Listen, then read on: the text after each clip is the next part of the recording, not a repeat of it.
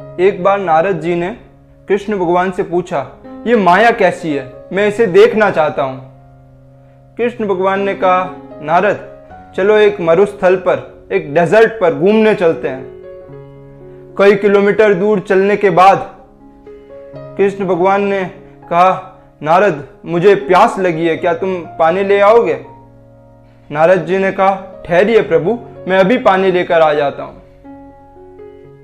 पानी की खोज में निकल गए और एक गांव पहुंचे। एक मकान के दरवाजे पर खटखटाया नारद जी ने, तो एक बहुत सुंदर लड़की दिखी और वो सब कुछ भूल गए।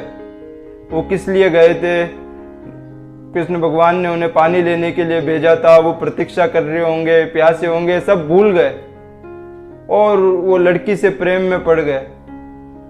धीरे से ये प्रेम का ड्रामा आगे बढ़ा और वो लड़की के पिता से भी मिल लिए और कहा, मैं आपकी लड़की से शादी करना चाहता हूं। और ऐसे उनका शादी हो गया, बीवी बच्चे हो गए और 12 साल गुजर गए। इसी बीच उनके जो ससुर थे उनकी भी मृत्यु हो गई और वो सारी जमीन नारद जी की हो गई। अब उनको लगा कि वो बड़े सुख चैन से जीने लगे, बीवी बच्चे, पशु, जमीन, बड़े सुख चैन से उनको लगा वे जी रहे हैं। अचानक एक रात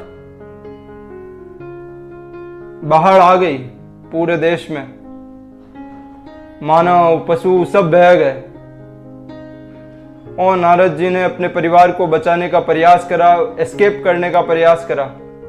तो अपने एक बच्चे को एक हाथ में पकड़ा, बीबी को एक हाथ में पकड़ा और एक और बच्चे को अपने कंधे पर बिठाकर एस्केप करने का प्रयास करने लगे। लेकिन पानी का वेग इतनी जोर से आया कि जो ऊपर कंधे पे बच्चा बैठ रहा था वो बह गया। तो नारद जी बहुत दुख के साथ चिल्लाए, तो वो दूसरे बच्चे का भी ग्रिप छूट गया और वो भी बह गया। बीवी बची थी, बीबी को कस के पकड़ लिया और बाहर निकलने का प्रयास, लेकिन पानी का वेग, वो लहरें इतनी तेज कि नारद जी को एक तट पे मिट्टी में लोट-पोट फेंक दिया और वो बीबी भी छूट गई। और बहुत दिल में डिस्पेयर, दुख के साथ वो चिल्लाए, रोए। तो उन्हें पीछे से एक कोमल सी आवाज आई, नारद तुम पानी लेने गए थे, पानी कहाँ है? आधा घंटा गुजर गया है। और एकदम वो जगह और उन्हें मतलब आधा घंटा, मेरे जीवन तो पूरा 12 साल गुजर गए और आप कह रहे हैं आधा घंटा। कृष्ण भगवान ने कहा, यही माया है।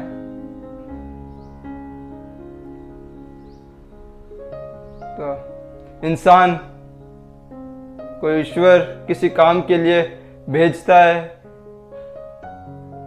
वो भूल जाता है, दौड़ में लग जाता है और जब फिर आगे जाके बीवी बच्चे मर जाते हैं तो वो पुकारता है।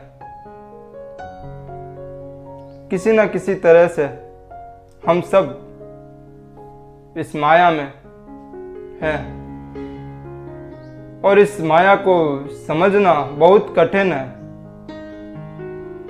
लेकिन जो ईश्वर में डूबे रहते हैं, जो ईश्वर की शरण में आ जाते हैं, वो इस माया को पार कर जाते हैं। इस पर हम मनन करें। शुक्रिया।